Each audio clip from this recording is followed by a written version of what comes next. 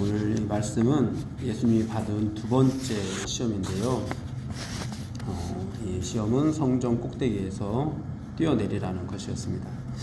첫 번째 시험이 인간의 기본적인 욕구, 절대적인 필요를 파고들었다면 두 번째 시험은 신앙적인 지식과 경험을 파고드는 시험이라고 할 수가 있는데요. 사탄은 오늘 본문을 보면은 하나님의 말씀을 이용해서 예수님을 미혹하고 있는 것을 보게 됩니다. 이 마귀가 인용한 성경은 시편 91편 11절 12절 말씀인데요. 제가 읽어드리겠습니다. 그가 너를 위하여 그의 천사들을 명령하사 네 모든 길에서 너를 지키게 하심이라. 그들의 손으로 너를 붙들어 발이 돌에 부딪히지 아니하게 하리로다. 사랑하는 여러분, 이와 같이 사탄은 하나님의 말씀을 이용해서 우리를 유혹하는 경우가 많이 있습니다. 모든 이단들도 성도들을 미혹할 때 이 말씀을 이용하게 되죠. 그래서 우리는 이 말씀을 정확하게 알아야 합니다. 그래야 유혹에 넘어가지 않을 수가 있습니다. 우리 그리스도인의 신앙이 시작되는 것도 사실 이 말씀으로 시작을 해야 하는데요. 믿음은 하나님의 말씀을 들을 때 생겨납니다. 그래서 이 말씀이 기초가 되는데요. 교회는 다른 어떤 사역보다도 이 말씀 사역에 힘써야 합니다. 말씀 사역이 주가 되어야 합니다. 한국 교회는 1900년도 초반에 이 말씀 사경회를 통해서 대부흥을 경험을 했습니다. 그런데 1900년대 후반에 들어서면서 은사 집회, 신유 집회가 선풍적인 인기를 끌었습니다. 그런 것들이 이제 지성적인 신앙보다도 감성적인 신앙이 강조된 측면이 있습니다. 구원이 무엇인지 정확하게 잘 모르는 채 사람들이 감정적으로만 뜨거워지게 된 것인데요. 말씀이 신앙을 이끌어야 되는데 이제 그 결과 감정이 이제 신앙을 이끌어가게 만들었습니다. 사람들이 잘못된 신앙관을 갖게 되었고 이단에도 이제 쉽게 넘어가는 그런 상황에 이르게 되었습니다. 물론 이제 이렇게 말을 할 수 있습니다. 은사 집회나 신유 집회에도 말씀이 있다. 왜냐하면 늘 설교와 함께 이것이 진행이 되거든요. 그런데 그 말씀이 이제 사실 문제가 됩니다. 왜 문제가 될까요? 그런 말씀들이 사탄의 두 번째 시험과 같이 성도들을 미혹하게 되기 때문입니다. 어떻게 미혹하는지 똑같은 말씀인데 그것의 핵심은 이겁니다. 네가 만일 하나님의 아들이어도. 사탄이 하나님의 말씀을 이용해서 예수님을 미혹하는 것은 말씀으로 하나님의 어떠하심을 증명하고 하나님의 어떠하심을 나타내도록 한 게 아니라 예수님 자신을 증명하도록 했다라는 것이 문제입니다.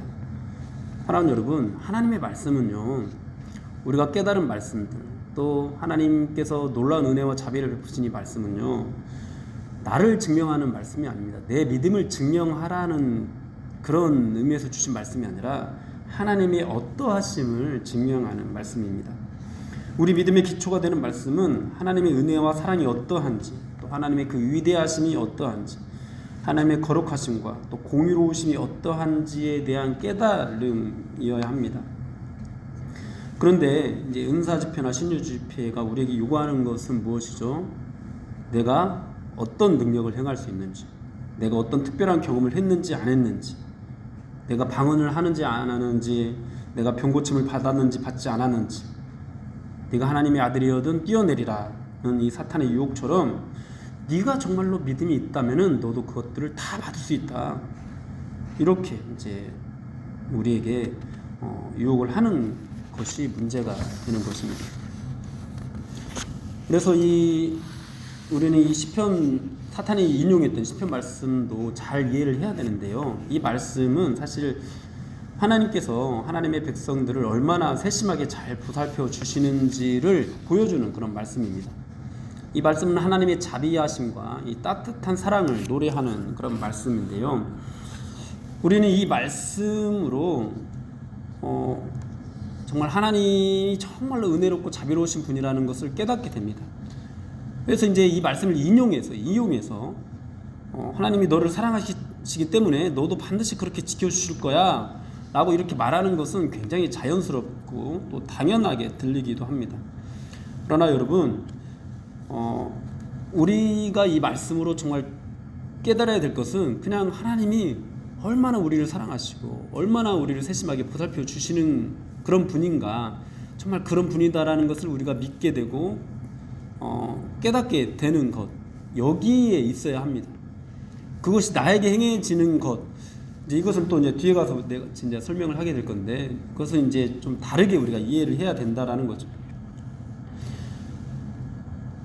그런데 사탄은 이제 이런 모든 말씀으로 이것이 너에게 나타나는지, 그래서 네가 정말 믿음이 있는지 없는지, 너에게 믿음이 있다면 이거 반드시 너에게 나타날 거니까 네 믿음을 증명해보라, 이렇게 이제 시험을 하게 되는 거죠. 여러분, 이것이 왜 문제가 되는지는 예수님의 답변에 그 해답이 있는데요. 예수님께서 7절에서 답변을 하고 계십니다. 예수께서 이르시되 또 기록되었으되 주 너의 하나님을 시험하지 말라 하였느니라 하시니, 이 말씀은 이제 신명기 6장 16절의 말씀으로 이제 마귀의 말씀을 물리친 그런 것인데요. 예수님이 인용한 이 말씀은 광야에서 마사 사건이 그 배경입니다. 출애굽기 17장에서 이스라엘 백성들이 이제 하나님의 명령대로 신광야에서 떠나서 르비딤의 장막을 쳤는데 마실 물이 없었습니다. 하나님의 인도하심을 받아갔는데 마실 물이 없게 되자 백성들이 모세와 다투게 되죠. 이제 이 말씀이 이제 출애굽기 17장 6절 7절 말씀인데요. 제가 한번 읽어보겠습니다. 내가 호렙산에 있는 그 반석 위 거기서 네 앞에 서리니 너는 그 반석을 치라. 그곳에서 물이 나오리니 백성이 마시리라. 모세가 이스라엘 장로들의 목전에서 그대로 행하니라.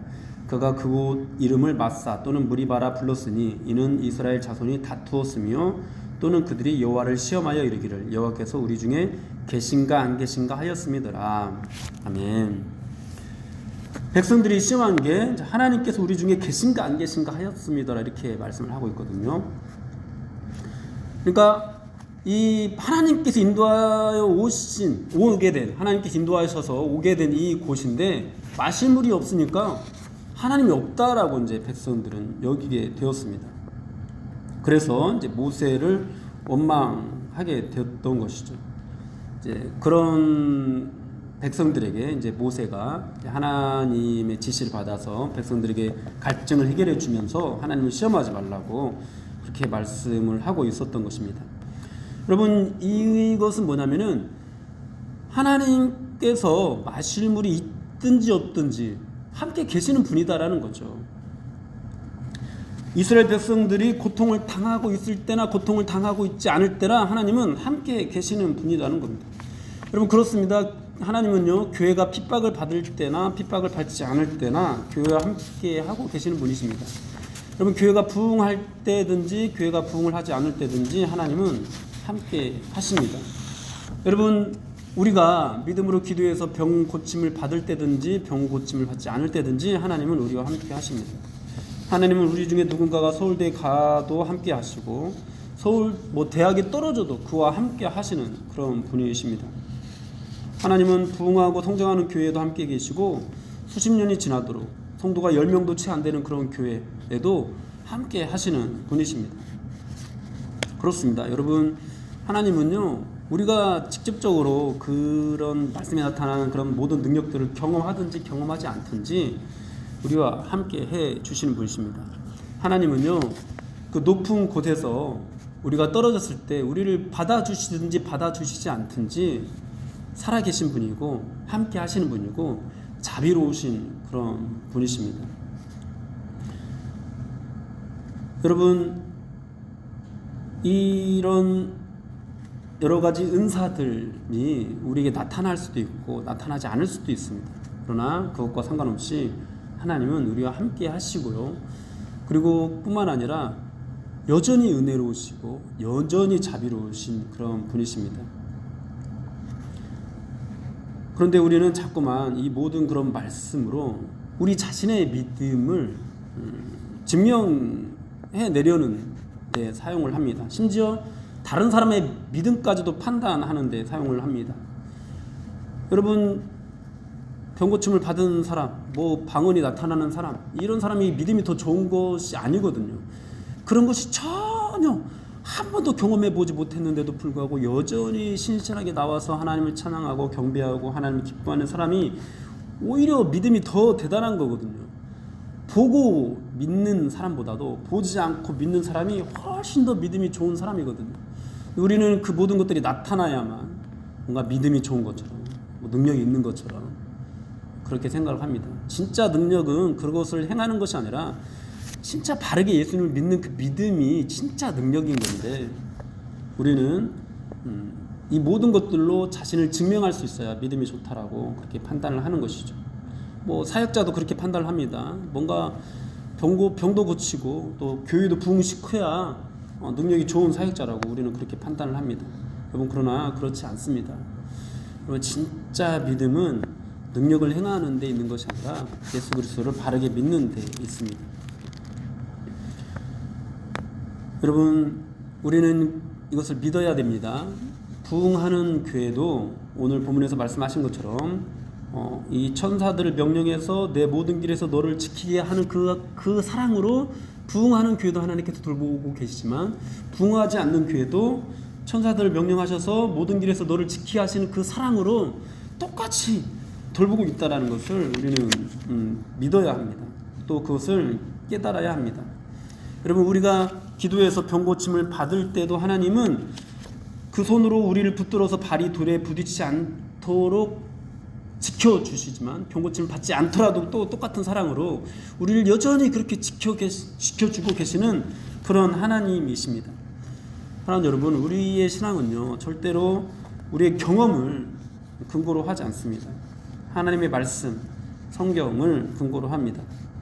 우리가 경험을 하지 않았어도 이 성경의 말씀을 가지고 하나님께서 우리를 사랑하시고 우리와 함께 하심을 믿는 그런 믿음을 가진 사람들입니다. 우리는 하나님은 하나님의 백성들이 있는 곳이면 어디든지 그곳에서 함께 하십니다. 예수 믿는 사람들이 잘되고 성공하는 곳에서만 하나님은 계시는 것이 절대 아닙니다. 예수 믿는 사람들이 실패하는 곳에도 하나님은 계십니다. 눈먼 자를 고치고 못 걷는 자를 고치시는 하나님께서 병 고침을 받지 않는 사람들도 그 눈먼 자를 고치고 못 걷는 사람을 걷게 하신 그 은혜와 사랑으로 똑같이 돌보고 계시다는 것, 여러분, 이것을 여러분 믿으십니까? 여러분, 그렇게 믿으셔야 합니다. 그런데 사탄은 끊임없이 경험으로 하나님이 함께 하심을 증명하라고 요구합니다. 그래서 원망하게 만들죠. 무리바에서 이 이스라엘 백성들이 했던 것처럼, 우리와 함께 하시지 않는 겁니까? 나하고는 함께 하지 않는 겁니까? 나에게는 왜 은혜를 베풀지 않는 겁니까? 그러나 여러분, 사도 바울은 다른 모든 사람들의 병을 고쳐줄 수 있으면서 자신의 병을 고치지 못했습니다. 그럴 때 그가 믿음으로 고백한 것, 하나님의 음성을 듣고 고백한 것은 네 은혜가 내게 족하도다라는 그런 말씀이었습니다. 여러분, 우리가 소원하는 대로 하나님께서 우리에게 어떤 능력을 행해 주시지 않는다고 해도 우리는 하나님의 은혜가 우리의 족하다라는 것을 우리는 믿을 수 있어야 됩니다.